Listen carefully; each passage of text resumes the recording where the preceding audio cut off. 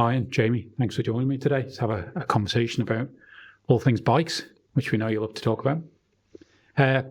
We'll start off with some basics. So, Jamie, we can start with yourself. Perhaps for our audience that would like to think most people are familiar with the TT, but those that aren't, how would you describe the TT? What is it? What is it? Yeah, what is it? It's a road race on public roads, what get closed. It's 37 3/4 miles long. It's an event over 2 weeks' time. It's been going over 100 years now. Yeah, and I think when we think about the Isle of Man, it's probably one of the pinnacles of the Isle of Man's status really around the world as a place. Yeah, definitely. A lot of people, if they don't know you or you get into a conversation, they ask you about bikes. And when you say you're from the Isle of Man, it's always the TT. Just so it's always brought up in conversation, like if it's bike related. And if we think about the TT, Ryan, how would you describe it to someone as a rider? As you're in the helmet, and an observer on the outside, again, looking at it, it looks a bit chaotic. Probably the ultimate. I mean, there's nothing else that could tick the box like that does. It's what many people actually start their career for, to aim to get to, and wasn't something that I aimed for, but it's something where I'm at now. It's always there, but I'm doing it now, and I don't think you can get any better than what we're doing. It is the ultimate thing to do. Let's drill in a bit on what better means for you. Is it the thrill you see? Yeah, is it the thrill, the speed, the furniture. You're going past it, the speed you're going past it, and it's all pretty nuts when you're inside the helmet as well. But throughout the fortnight, things do start to slow down because your brain gets up to speed, and it's nuts as it sounds. It starts to become normal, but it's probably one of the most exhilarating things you'll ever do. If you look back at your preconceived ideas of doing it, Jay, and that first time you rode it nearly 3 years ago now, is it what you expected? Yeah, definitely. I set out to do it pretty much from the start when I wanted to go road racing once. It was my main goal to get to the TT. Obviously, I was lucky enough to be able to go and do it, but yeah, it's definitely everything I expected from it. Same question for you, Ryan. What you'd expect, or something that surprised you, didn't? Yeah, no, it's probably everything you expect and more. But obviously, the speed, the jumps, the speed you're carrying through corners is ridiculous. We both come from a motocross background. To be able to put the speed and hitting jumps at that sort of speed it is good. Is there a certain, because it's not saying there's an element of naughtiness, but because it's on road you just drive on normally day to day, do you think that adds to that thrill? Or if this was the same thing and it was in Australia, you'd still be getting the same buzz? It's hard to say, isn't it? Because I guess the furniture around you gives that extra bit of buzz, but I'm pretty sure if you had a gravel trap everywhere to fall into, everyone would be doing it because of the stuff you get to do. And straight off the start line to 160 mile an hour down rail, and the bike bottoms out and then jumps out the other side within a minute of leaving the start line. I think someone said it to me once, if everyone races on the edge like they do around TT, if you put the TT on stilts, would they still go to that same limit? They're going to fall off a cliff. But it's hard to say, isn't it? It is a good thing that you wouldn't replace it anywhere else, I don't think. Do you think there's an attraction in there then about the fact it doesn't have gravel traps? Is that, I appreciate that's just, but there is no room for error. Do you think that's part of the pull? I don't know. It is, but it isn't, because you don't want that. You set off as a rider, and as weird as it is, all that furniture around you, it's all going past you at mega speed, but there's no think, if I hit that, this is going to happen. It becomes just another circuit, basically. You don't think about it, it just is what it is. Yeah, right. So let's talk about preparation for this year. Maybe we'll start with you, Jamie.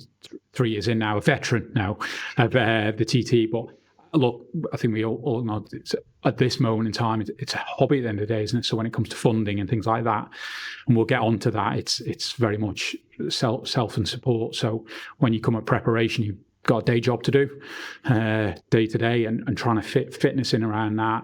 securing your own bike and perhaps riding other people's bikes. So where are you in that cycle? No pun intended. Well, I've had quite a bit of stuff, personal life change recently, so I've not been able to do probably as much as what I would want to have done, because that's swallowed a lot of my time up. But this year I've gone away from like a gym program sort of to basically just doing as much as I can on a motocross bike. I've been doing at least twice a week, and then the odd time in the week when I've been able to get out, I've been going out in the afternoon. So I've been trying to aim to do at least get on a motocross bike at least 3 times a week. And it's all where we train over here. It's all sand, so it's all very hard and like very physical for your body. So I'd say it's like one of the best tools to prepare yourself in fitness wise towards the TT anyway. And riding wise, preparation or having bikes, where are you in that? Yeah, so I've raced the first 2 meetings at Derby. I've done a couple of track days as well up there. Just not in a position to. I'd love to be able to get over to the UK before TT, but a lot of my personal life's been swallowed up at the minute with other commitments. And funding wise, it's just not been possible. So yeah, just been doing as much as we can basically at home. Okay. And for yourself, Ryan, see, first year last year, made a splash, I think it's fair to say as well. How have you prepared maybe differently, and how are you preparing for this year?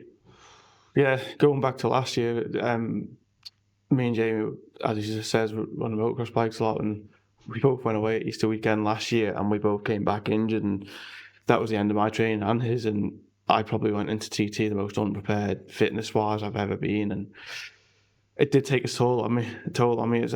It's by the end of 2 weeks after riding a big bike around there, it's a lot of people see you just sitting on a bike and pulling the throttle, but not even just changing the direction, like the wind speed on your neck, and it's so bad. It takes a lot of hanging on, but this year I have switched it up and I've got a trainer behind me, and I'm doing some cycling and running and doing bits of gym. Unfortunately, I'm opposite to Jamie at the minute. I've been wanting to get on my motocross bike a lot, but I've just had no time again with work and everything else that's going on in life, and just not had the time to get on it. So I have come in a different way than normal, which, I've still got time from here on in to get on the motocross bike and get them last boxes ticked I need to tick. But yeah, I'm feeling fitter than I've been. I've lost some weight as well, and I'm putting everything I can into it. And the racing wise, have you done much racing up to this point? We're obviously chatting early May at the moment. Yeah, no. Unfortunately not, no. Things happened, and unfortunately I couldn't make the first round of Derby, so I had to miss that. And we had one a couple of weeks ago, which I'd done that one.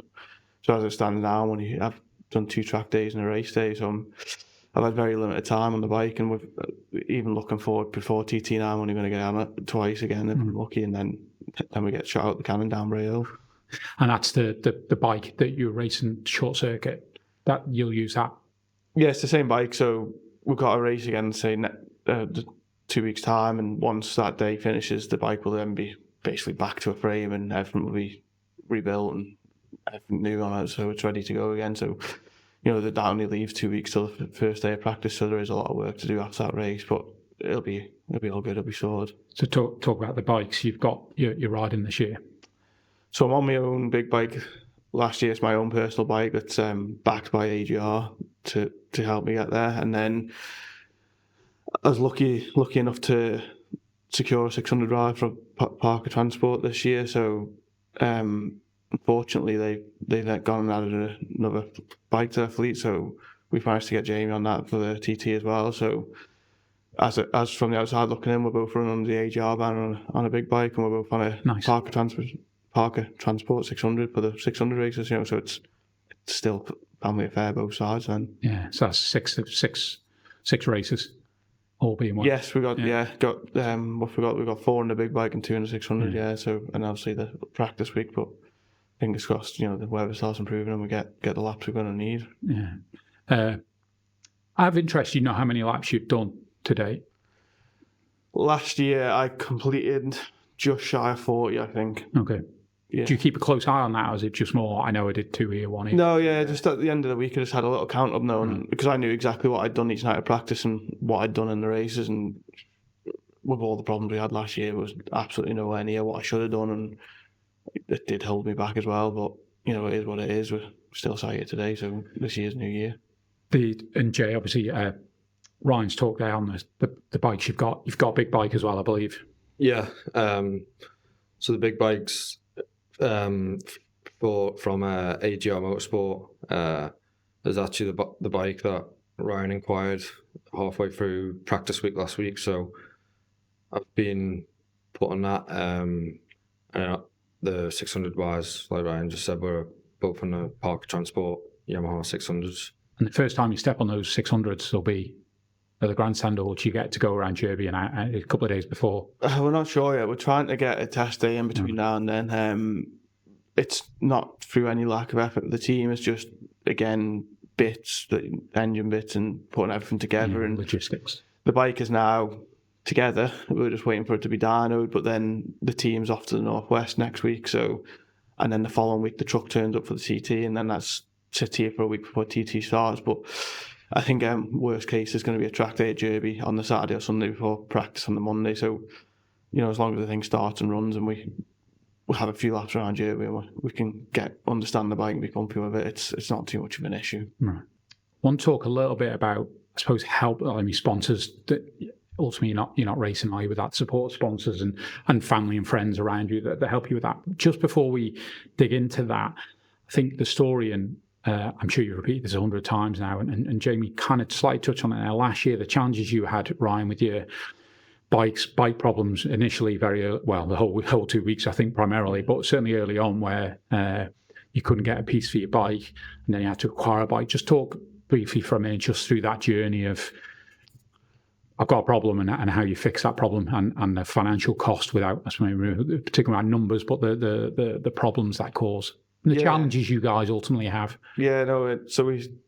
I had a bike that didn't have anywhere near the mileage where it's due an engine refresh. So we parked that in early May last year, and we didn't do the round at Derby on it before the TT. And so we just got the bike ready instead, because again we shouldn't have had any issues. But on the very first day of practice, I set off down Bright Hill on the newcomers lap. I had an issue. We came in, we rectified that issue very quickly.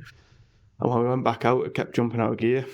And at the time, I just thought, you know, everyone's new to me, and you know, my foot's not being as positive as normal. It's just, I'll get used to it. And so we completed that lap, and then we came back in, and I went back out again, and we came out of Quarterbridge. It jumped out of gear again, and I thought, it's not me this time, but I'm going to give it one more chance. And we climbed up the Balhutchin towards Balgary, and it done it again, and just thought, there's no place for a gearbox to be locking up on a bike around here. So I just got off the track at Balgary, and almost stripped the engine. The gearbox, the dogs on the gears, they're called, they were worn, and rightly so. Yeah, it would be jumping out of gear like it was, but unfortunately, when that happened, you had to take the engine right apart to get to that part to fix it, and there was other parts in the engine that had a lot more wear than what they should have at that mileage. So to put the bike back together, we needed to get all the right parts, and there was no parts due to land with us until Friday of practice week, and we're on the Monday. So basically, in effect, that would have been my TT over on a big bike, and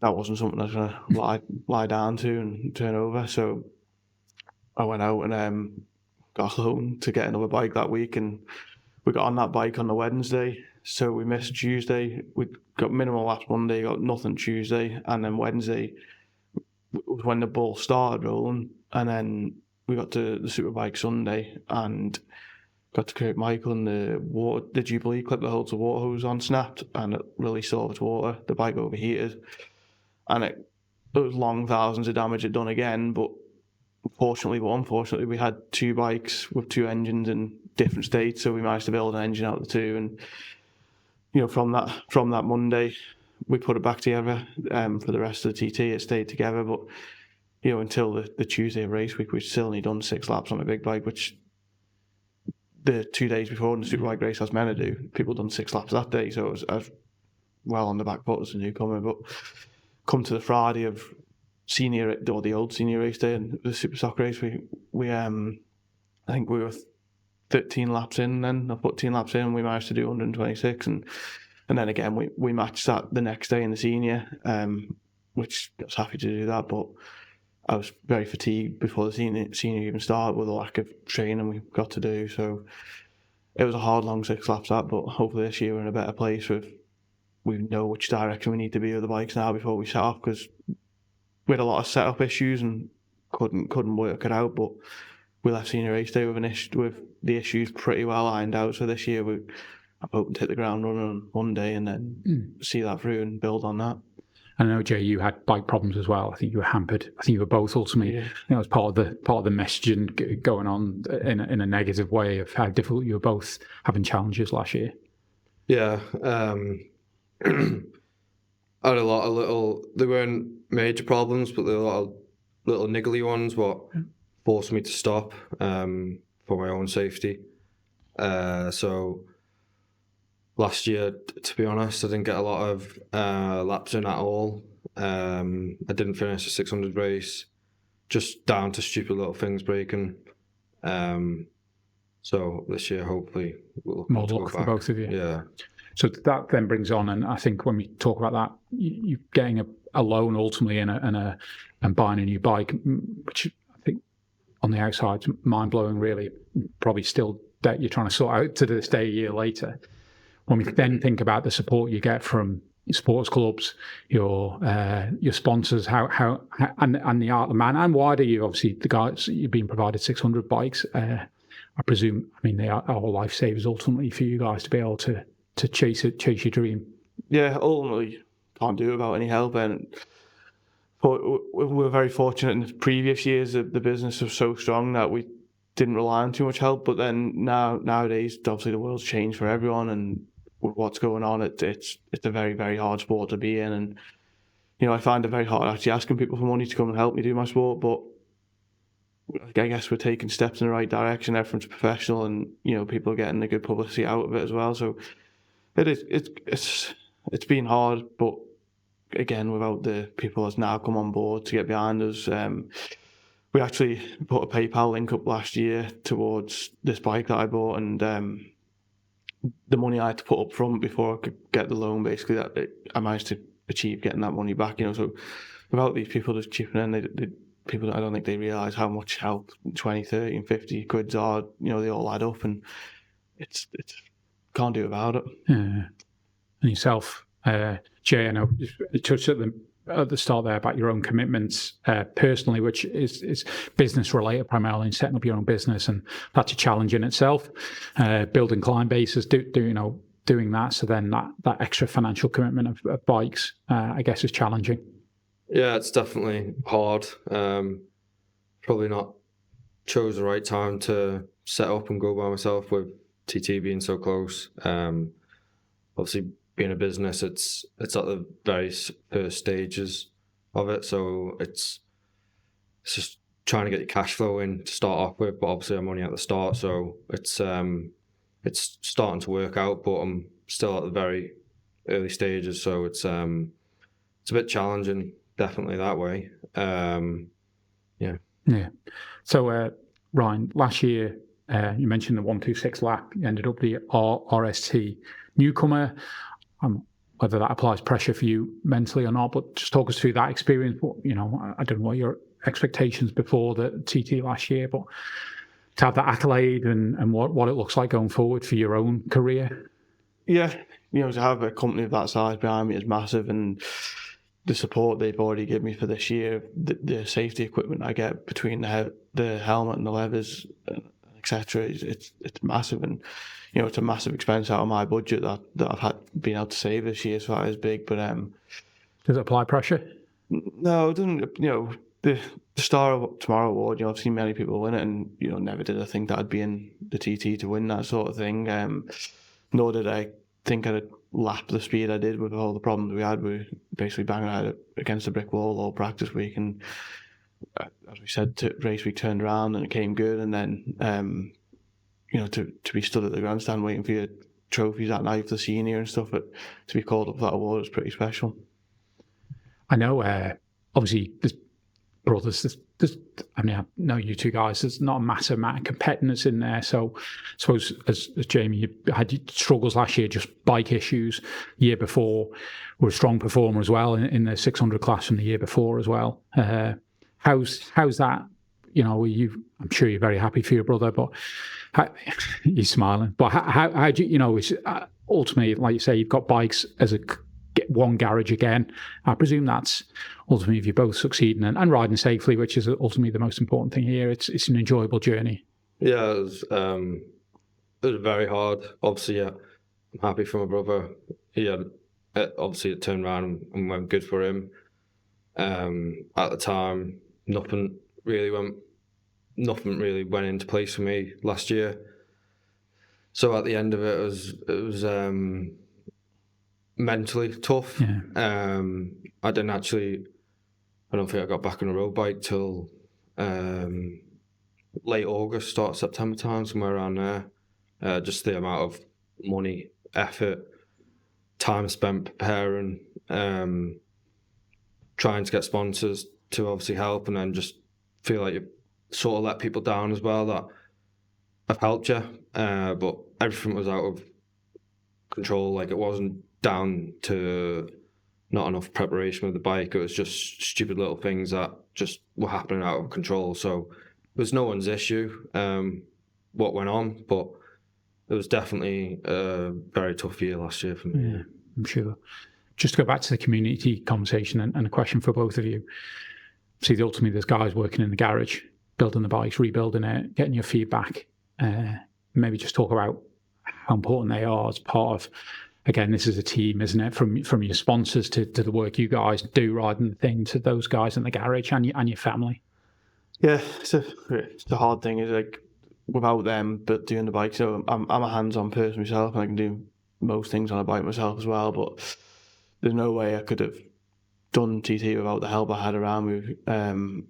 It's just so being hands-on, and then having one engine let go was one thing, and then coming back and another engine's just let go. Like, my head was buried then. My head was done. I wasn't willing to walk away, but I definitely struggled a bit with it, like thinking like, I've just spent all this money, I've just got this loan out to cover the rest of my TT, and I'm back in the same hole as I was 2 days ago now. So mentally it was hard for me as well. It was, but as soon as that bike's back running again and you start on the start line, ready to set off again, all that's behind you, and you can enjoy it again. And those mechanics that are sat in the tent probably till midnight, I assume, building the bike. It was definitely, again, it was tough for them. They had long hours. We basically turned up to the TT with 3 bikes in our camp, 2 for me and 1 for Jamie, and ultimately all of our engines were fresh other than the big bike, which shouldn't need doing, and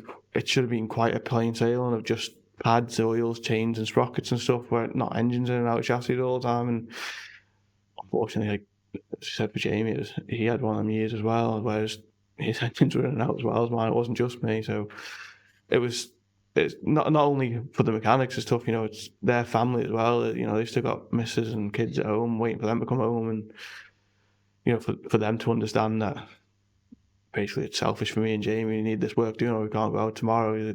It's a lot on the family pressure for them as well. And as part of that, then see, I'm sure the guys love who doing it, love the bikes as well, and doing that support. But you guys, I guess, trying to show gratitude to those guys for their work and their effort, and whether they're paid or not, I'm not sure. But just that not thankless task, but I guess they bask in the glory of finishing the event, because that's the first biggest challenge, isn't it, to get home safely. But I assume they're part of that team, and try and show them as much gratitude as you can. Yeah, you definitely try to. I probably change a bit as a person in TT. Not in a bad way, but I just like to keep myself to myself, and I go pretty quiet. Don't say a lot of words. Not that I speak a lot of words anyway. But they know how grateful you are. It's tough, but it's tough for everyone, not just ourselves. Yeah. Okay. And then just the last question we just want to talk about, and I appreciate sometimes it's not always a question you guys like to talk about, but we're going to ask it anyway. It's like I suppose what you call the thrill and risk of road racing, because that is part of the championship. We touched on it briefly at the start there, and again from an outsider's point of view, let alone that, then you add in this financial burden of doing it. You kind of look at what the hell. So do you think let's start with the word mindset. Your mindset different from other people? Do you think you need to be wired a particular way to do what you're doing, or purely because you love the bikes, this is just controlled risk that you take and are willing to accept? It is a hard question, but from the outside looking in, it is mental when you're sat on the bike. As long as something in front of you has not happened, it's sort of in your hands, so it's up to you not to take it to that step where you're going to be in them situations. But for me, I struggled on the first day emotionally because having a kid and stuff. It was hard, but I also look at life as when your number's up, you're up. You've got to live every day like you want to. We could sit here forever, and unfortunately, many people get diagnosed with the horrible diseases that go around, and they get dragged down in a matter of months, and you can't live a sheltered life. You've got to enjoy it. TT is not something I'm looking at doing for the next 20, 30 years. I'm in it now, and whilst I'm in the moment, I'll give it everything I've got while I'm there. But I want to get in, enjoy it, and get out and say I've done it, and go and sit on the edge and watch again. Yeah. What about yourself, Jay?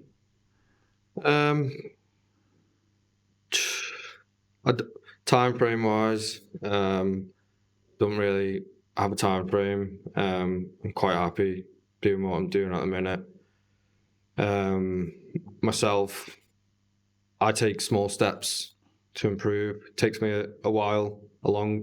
I'd say it takes me a longer time to learn stuff than Ryan. Ryan can click his fingers and do it, which is very annoying. Where once I'm given time, over the time period, I'll get to near enough Ryan.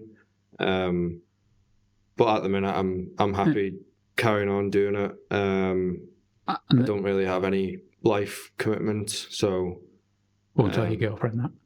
Yeah, apart from that. So just on that, I suppose on that mindset bit again, I'll use the word control risk. That's what you feel you're in a control risk. Whether the steps are happening quickly or slowly is irrelevant, really. Yeah. It's you feel whatever the mindset is. This is control risk, and I assume it's the case. I can't speak for every other rider, but most of them, Yeah, it's definitely at the end of the day, but the throttle goes both ways, doesn't it? I've got a few places on the circuit where I'm not too confident with. Since my newcomer year, I put a mental block in my head in a few places.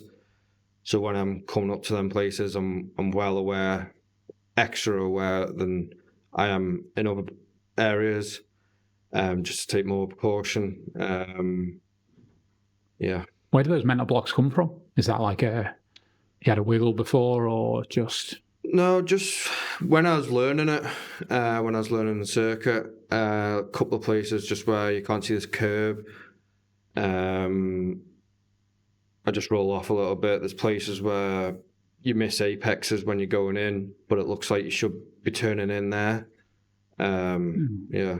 Yeah, okay. So, sort of trusting your instinct that you're tilting at this point when your logic part of your brain goes, this feels too early or too late or whatever. Exactly, yeah. Interesting. Okay. And then just to finish off, I know, Ryan, you did a podcast recently and you won't, and you shouldn't, and they don't, about aspirations moving forward, but it's consistent gains, let's call it, if you can improve on what happened last year in regard to speed and the 2 weeks, the replica here and there, that's a successful TTV. Yeah, it would be, as long as you got your replicas and you're happy and you finish races. But I did go into last year with a silent goal, and if any riders sit around the table and tell you they haven't got a goal or a lie, or otherwise they wouldn't be there. I went in with a silent goal of 125 last year, which obviously with the problems I had, I thought I was slipping through the net quite quickly, but we achieved that. Because I achieved that, I probably overachieved what I think I should have done as well anyway. But this year we're not sat here thinking we're going to go and do 130 because that's not realistic whatsoever.